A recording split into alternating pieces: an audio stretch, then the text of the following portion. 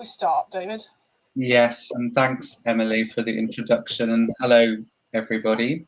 As Emily said, do put any comments in the chat stream as we go through and question and answers, and I'll be keeping an eye on that as Sarah is doing the slides because my system doesn't allow it. It's a convenient excuse, isn't it? Welcome, everybody. Thank you so much for joining. We're here today to talk about the arts fundraising benchmarking dashboard that we've created, and my colleague Sarah has popped into the chat. You'll see a link to that. If you would like to download the report and or the dashboard during the session or following that, please do jump across and do that. It's free to download, and we can certainly pick up any questions you have through the session, as I say, or beyond that as well. I'll do my Chris Whitty next slide, please, Sarah. So as I say, my name is David Johnson. I'm the Director of Programmes and Strategy at Cause 4. We're a social enterprise and a B Corporation, helping charities, individuals, organisations to fundraise better in the broadest sense. So that might be doing the fundraising, thinking about the fundraising, helping others to think about the fundraising. And we run a number of large-scale public programmes, including one supported by the National Lottery Heritage Fund, and this one, Arts Fundraising and Philanthropy, which is funded by Arts Council England. Sarah, do you want to talk about My Cake? Yes, I'm going to multitask and just fetch that link to Heritage Compass whilst we're at it. Thank you. That one. So My Cake is something I set up back in 2007 because I wanted to be able to use data to inform a bunch of consulting work, really. I've done a lot of work around how you help non-profits increase trading and be less grant dependent. And I felt that I'd reached a point where I didn't want to do that without the data to back it up. Otherwise, it's just a bunch of theories. So I therefore built this data engine to do that with. And we now have data on some 450,000 entities across the UK. Across all sectors, but the focus of this particular collaboration with Cause 4 is around arts, culture, heritage, and the particular dashboard that we're going to refer to today uses the Arts Council England annual data set. Thank you. We'll pop to the next slide. Yeah, I've got to be. We're here really to talk about benchmarking, and we'll talk about it a lot over the next 40 minutes. But we thought we would just start off by defining what we're talking about when we say benchmarking. So a measurement of the quality of an organisation's policies, their products, programmes or strategies, and their comparison with standard measurements or similar measurements of its peers. In terms of the next slide, Sarah, if you could, the reason that we've been thinking about why benchmarking might be important for our sector is to think about and determine what and where those improvements might be, to help you as an organisation understand your own performance, and also then to use that information to improve that performance. And we find time and time again that there is a sort of what's in trustees' minds about how an organisation might be doing, and then the reality of that might be a different thing. So we're hopefully providing you with a series of tools to help shape business cases, challenge thinking, and really develop the way that your business models work and evolve, particularly after the last 12 months. So, couldn't download the dashboard. Any advice?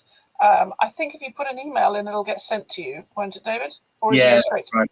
That's right. I will pick it up in the meantime while you're talking. Okay, so the good news is there's plenty of data around the place. It's just that it doesn't tend to sit in structures and formats that are terribly easy to use. Oh, bad luck. Vasantan. I'm sure we can get around that one as well. Yeah. I'll leave David to deal with that.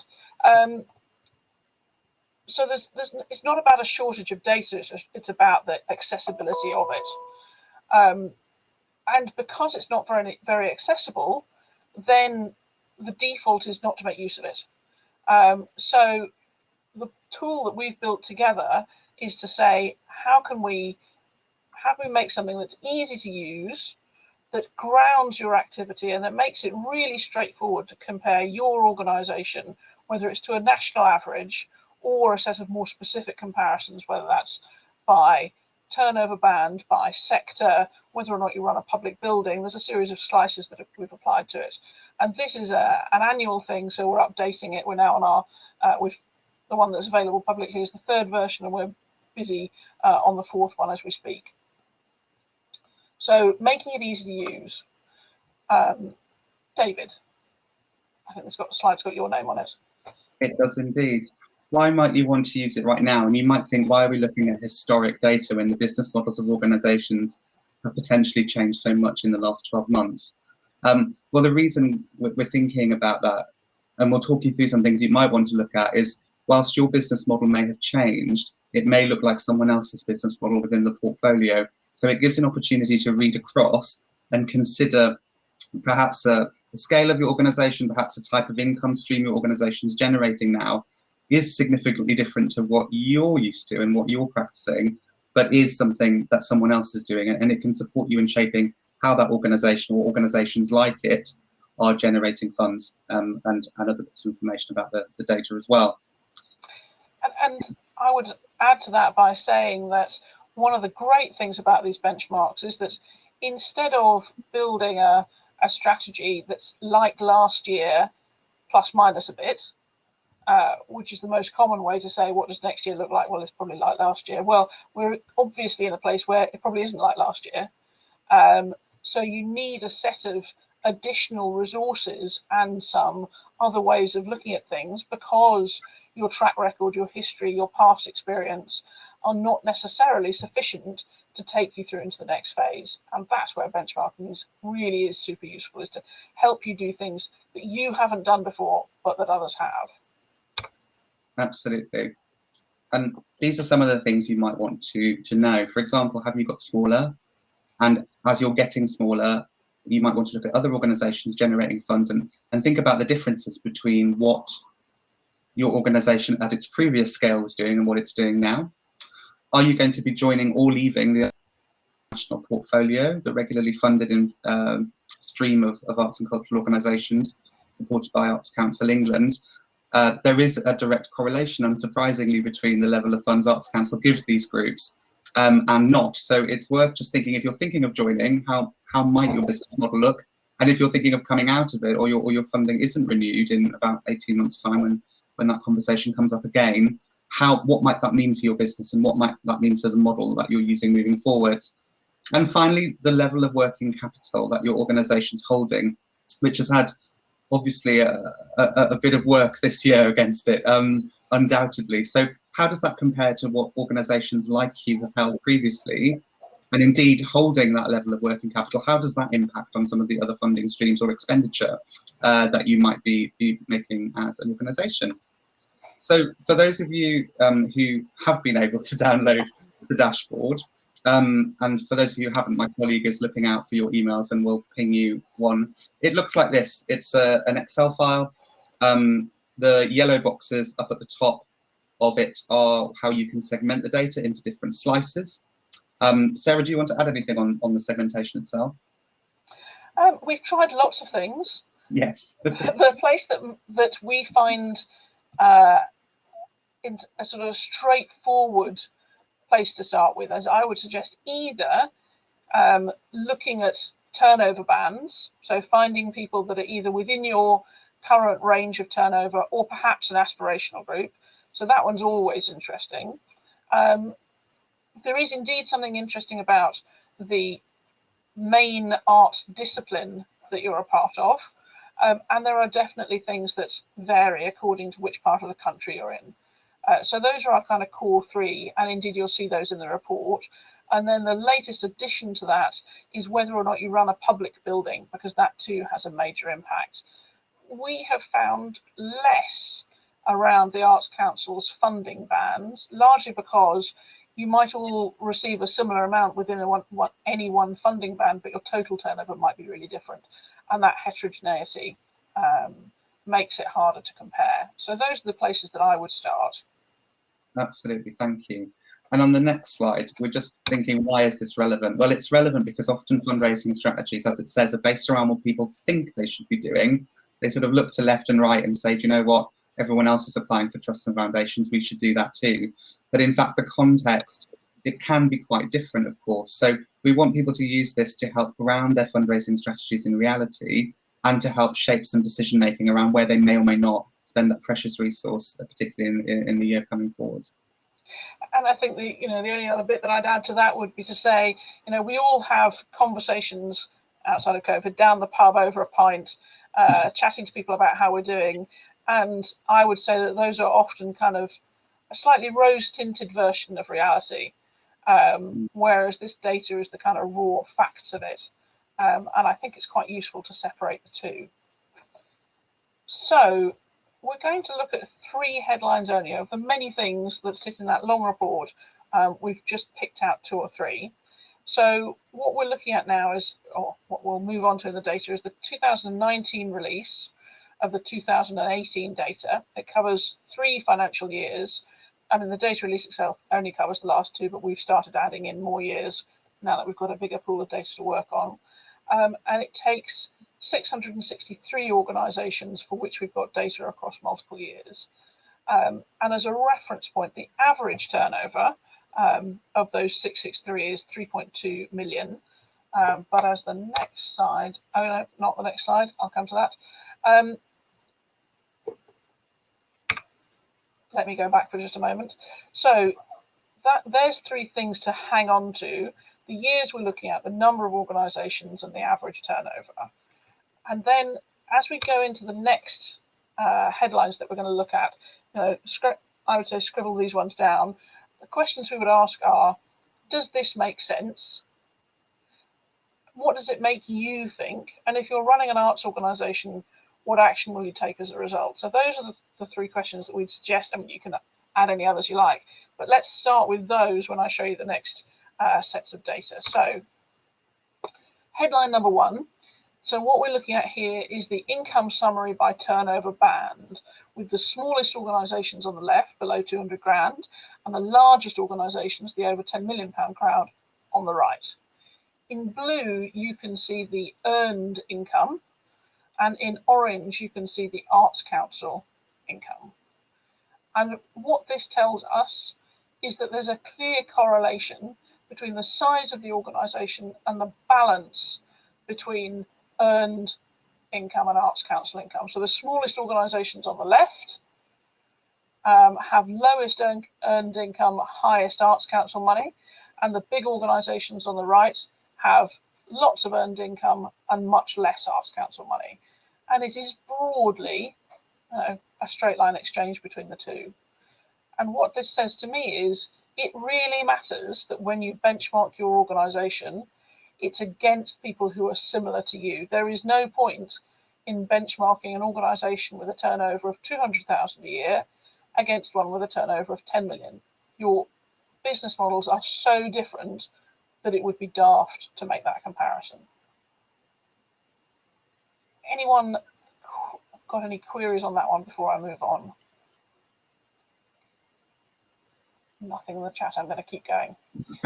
Okay, so that's point number 1. It matters who you compare yourself to. Yes, so these are the percentage of total turnover accruing from these 2 sources. And they are averages, they're means, and that means that they will not necessarily add up to 100%.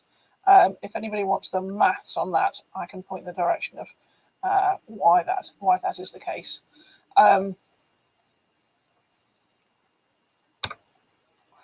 Okay, here's the next one. If we take earned income and we go into a little bit more detail, there are 3 broad types. Type number 1 is your core earned income, which in arts organisations is things like the sale of tickets to theatre, the sale of tickets to an exhibition or a museum or a gallery, or etc. So there's your core in blue. There's often a set of related educational activities, workshops, etc. And then there's what's referred to as supplementary income, which most commonly is the cafe and the shop. So again, we've got splits of these by turnover band. And indeed, you can see larger organisations derive higher percentages from their core activity. And in second place comes the cafe and the shop, with not a lot from education, which is quite different to the smallest organisations where education plays a larger role. So again, this is saying it matters who you compare yourself to. And if you're looking at either growth or shrinkage, then understanding what the norms are for a given turnover band. And by the way, this is irrespective of art form, irrespective of location in the country. This is for me, one of the most useful data splits we've got, is that there's actually greater similarity in business model between organisations of a similar size but a different art form than organisations within the same art form of totally different sizes. That one's often counterintuitive. Okay, so there's the second one. Moving on to I seem to have two. Thought I had three. That's exactly right, Sarah. So my thoughts looking at those, and if I'm benchmarking an organisation at the moment who's perhaps come out of COVID with quite a different turnover for the year before, is if your business has reduced its turnover, what is the average in your new banding? What might the trends be in a bracket one down from where you've sat previously? There's also the very obvious question about to what extent you can rely on earned income in the short term. Earned income's taken a battering, of course, during COVID. Up for the last 6 or 7 years, it accounted for sort of 55% of income across the charity sector more broadly, and that from other world crises, there's no suggestions that that's going to change, but it will take time to recover. And whilst you're thinking about encouraging audiences and visitors back into your spaces or to purchase things for you again, what might you need to do? Where might that gap be in the next 12 months based on the banding of something that you're comparing yourself to? And then finally, the question for me as well would be, how diverse is that earned income? And I'm going to keep coming back to 3% as a figure when I comment on any of these things. If you're investing a lot of resource and a lot of time into generating a specific type of earned income that perhaps is only bringing in about 3%, how many of those can you do? And is it worth it? Is it worth spending the time having such a broad portfolio of earned income streams when at the moment, obviously, the focus needs to be on consolidation and efficiency? So maybe some of those questions will come to mind as you start to segment yourself against different types of organisation. Here's my third point. Thank God for that. I can count. So the third split that we've got here is looking at how contributed income is different depending on what turnover band you're in. So again, looking at percentage of turnover, again, looking at averages, and let's just go through what's in here. On the left, again, smallest organisations, and within those 5 bars, we've got one-off donations in dark blue, we've got regular donations in orange, fundraising events in grey, sponsorship and trusts. Well, it is certainly true that trust stands out, and trust stands out as the largest contribution all the way up to £5 million a year.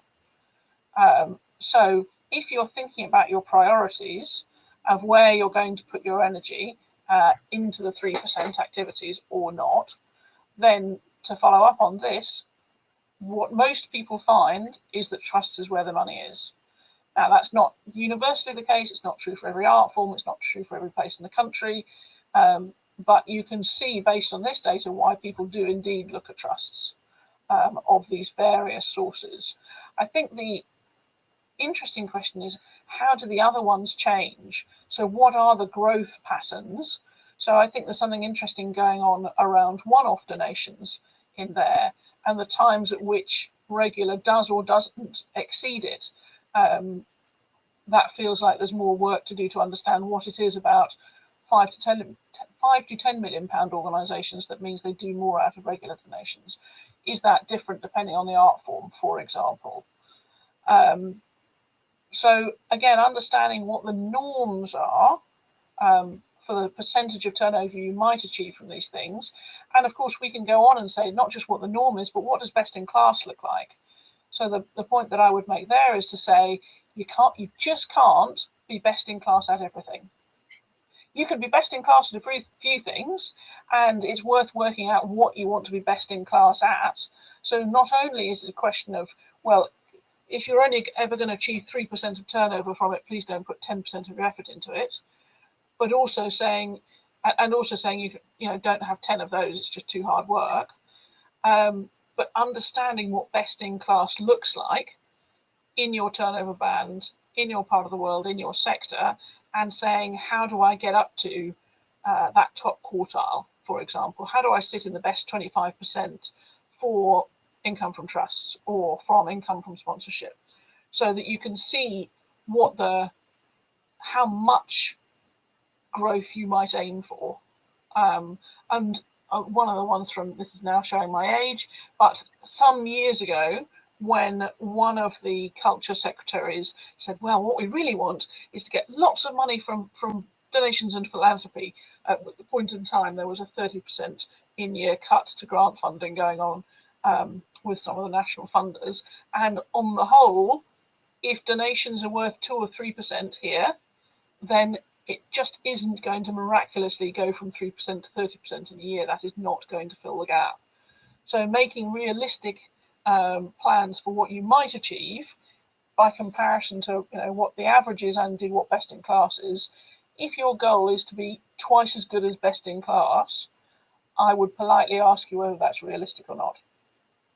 She says, ever the cynic in the room. And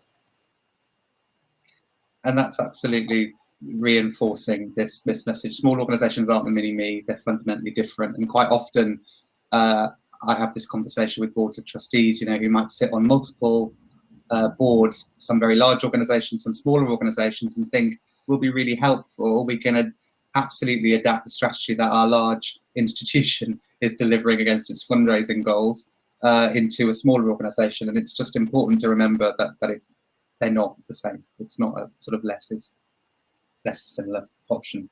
If you could switch slides, thanks, Sarah. Some other actions and questions that I have looking at that contributed income information, given there's an absolute surge right now in the competition for grants, either from statutory sources or from trusts and foundations, where might you develop fundraising over the last 12 months to balance that return on investment?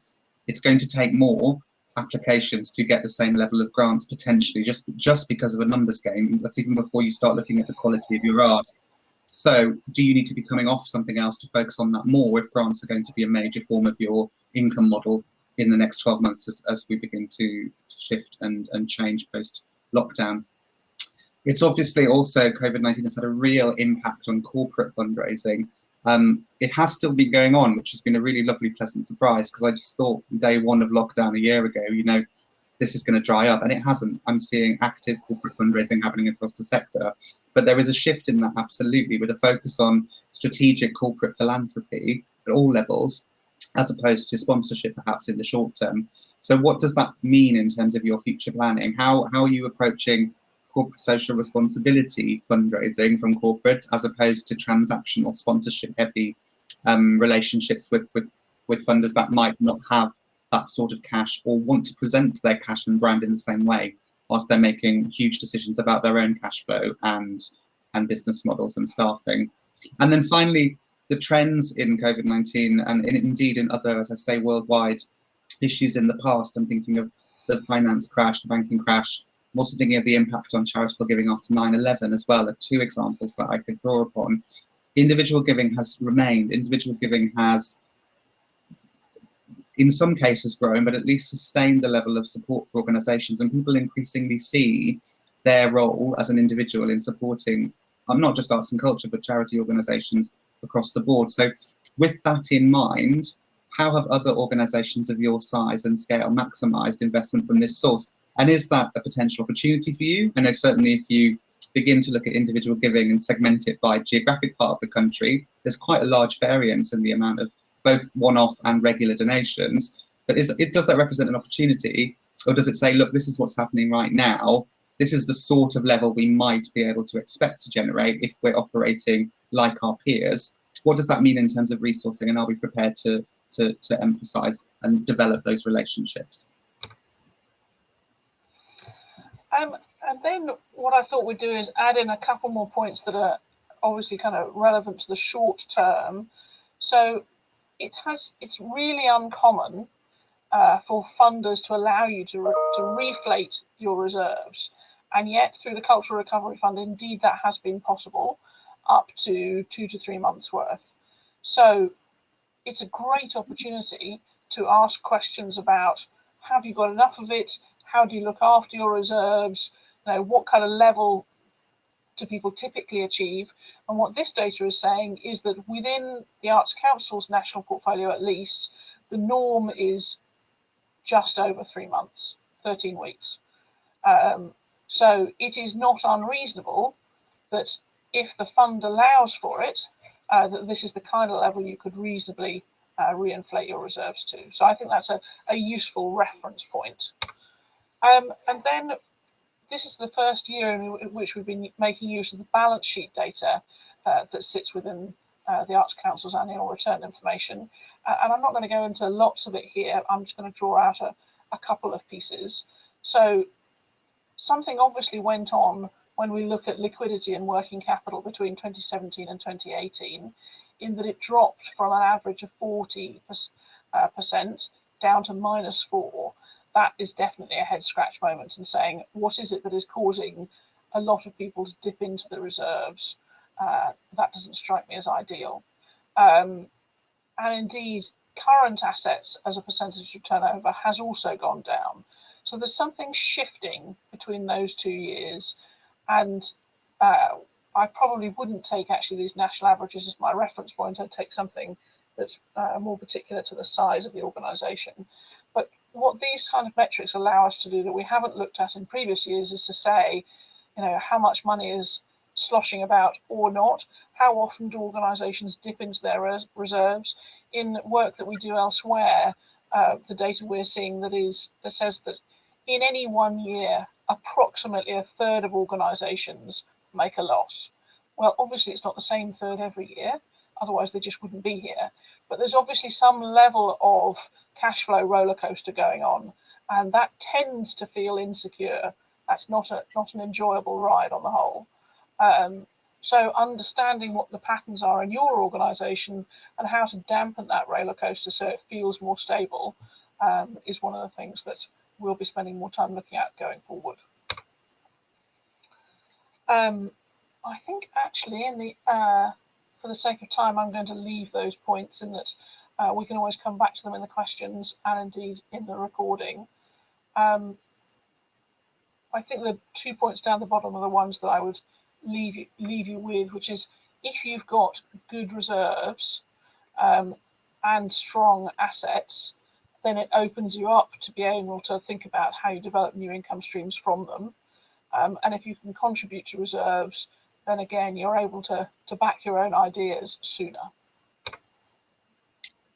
And again, just to sort of close off, really, we want to hear from you and people who are using the benchmark in their day-to-day lives, in terms of helping to sculpt what we do next with the information that we've got and how we present it and what might be helpful.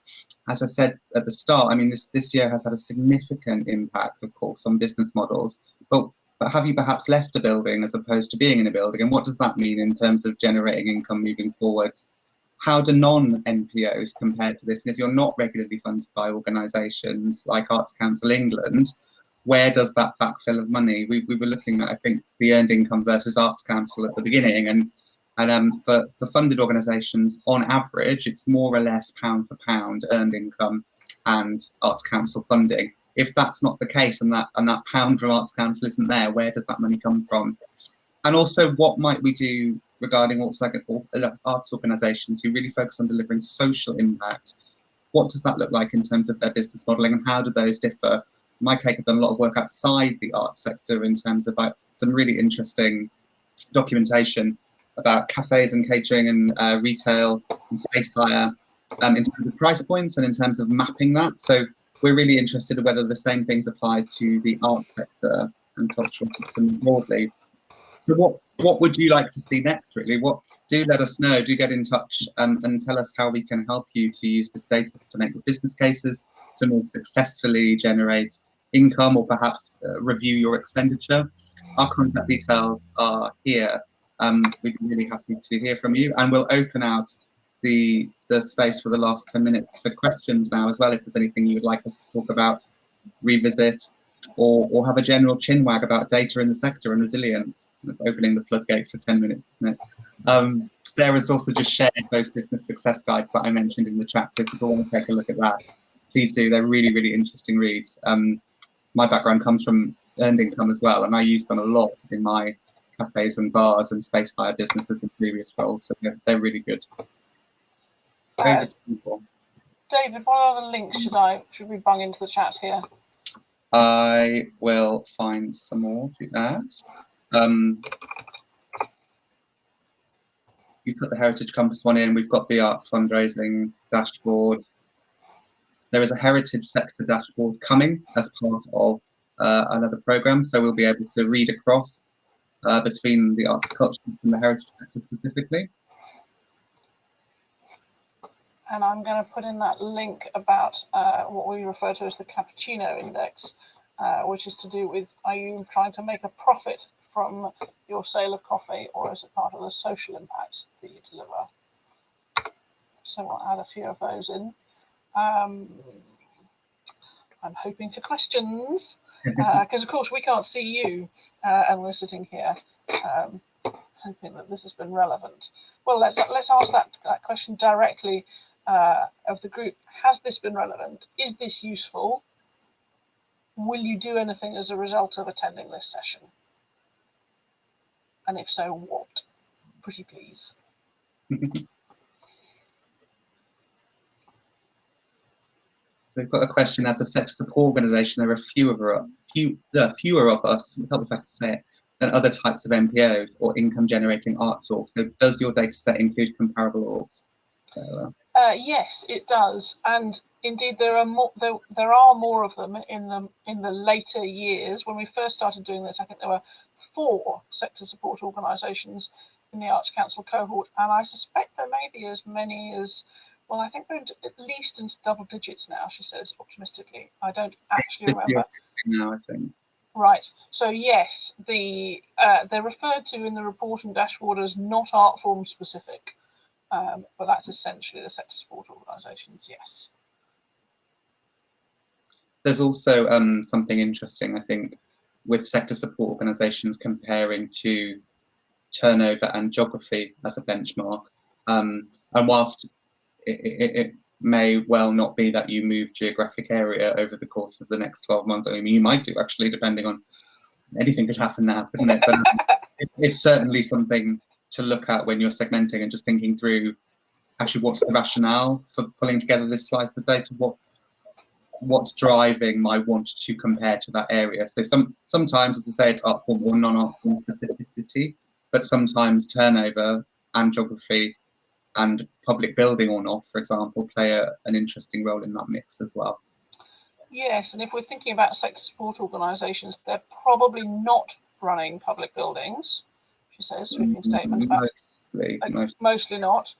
And I think that the segmentation that I would apply would be to look at those that exist really as a direct result or because of the Arts Council funding one way or another. So they are more dependent on the ACE contract to supply that sector support work versus those who do a number of things and have a series of what would therefore be referred to as earned income activities outside of their role as an ACE supported sector support organisation.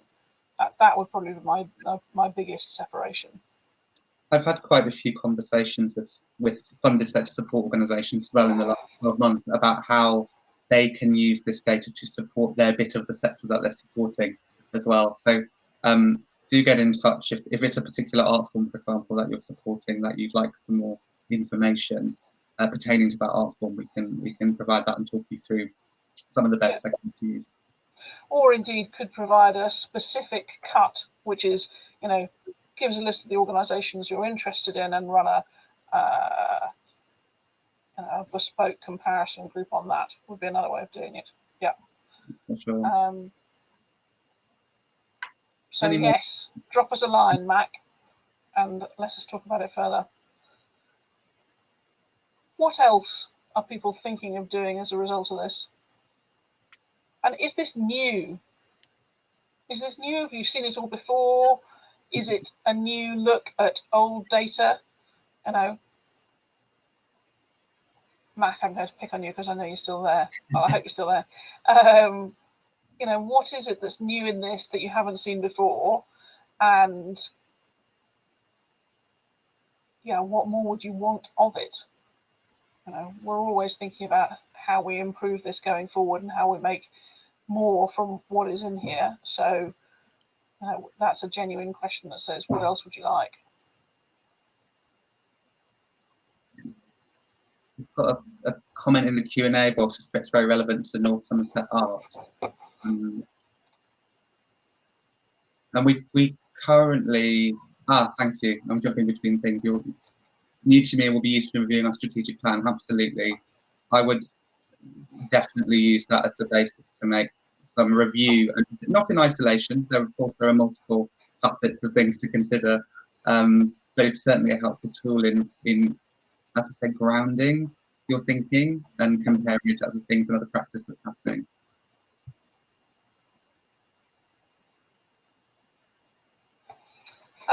I wonder whether in our last few minutes, in the absence of any questions miraculously appearing, David, whether we might say a few things about what we're considering around the Heritage Campus. Yes. Yes. So this is a live programme that has onboarded 150 organisations. Yeah. And will onboard another 150? Yes, in the process. We're about to go live next week. If you're in touch with heritage sector organisations, do send them our way. Yeah. And my role in that, or my cake's role in that, is that we're building a benchmark. So we will take the 300 grant participants in the programme, and then we're building a comparison cohort of another 300 organisations for which we'll have a couple of years worth of data all in all. So we'll be able to build a similar set of benchmarking tools than we have for the Arts Council dashboard, but specific to work around heritage. Whether that is, you know, industrial museums and engineering, whether it's windmills. Windmills seem to have become very popular. Don't ask me why. Personally, I always advocate for the Lidos, but that's because I'm a nerd on these matters. So we're going to build that heritage benchmark. And of course, there's other data that we can draw on. So things like the 360 giving data is something that we tap into. And so being able to see what organisations like yours might bring in and where the money tends to come from, so we look at a whole cohort of organisations. It's not really about what any one organisation does, it's what people like us or like you are doing, to say, well, the most common forms of grant funding to people of our profile come from these places. So I'm really interested in how we bring together those various different data sets and how we build these comparators for a sector and for a cohort of organisations. So over the next year, we're going to be busy building those things with outputs coming from my side, at least in the sort of second half of this year and beyond. Absolutely.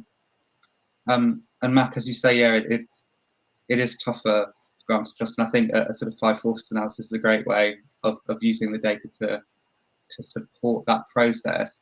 Again, sort of evidence from other worldwide events is that whilst the value of endowments of trusts and foundations have taken a bit of a beating and have gone down, and obviously there's been a surge of people applying for grants maybe who hadn't thought about it before, those endowments have recovered, and there is every indication that will stabilise in the future, so reasons to be cheerful. But in the short term, it's absolutely something to think about, the sort of level of return, having a look at sort of what your success rate's been in the last 4 or 5 years and what that success rate is currently, and whether there's an indication about resource allocation on the back of that. Cool. Well, I think that we are largely out of time. We are indeed. Thank you very much for joining us. Thank you, everybody. For your questions, ideas, and etc. And for those watching this on the recording afterwards, I'm still very happy for you to get in touch. We're not going anywhere. See you on. Thanks a lot. Enjoy the rest of the festival. Yes. See you in the other sessions. Take care. Bye-bye.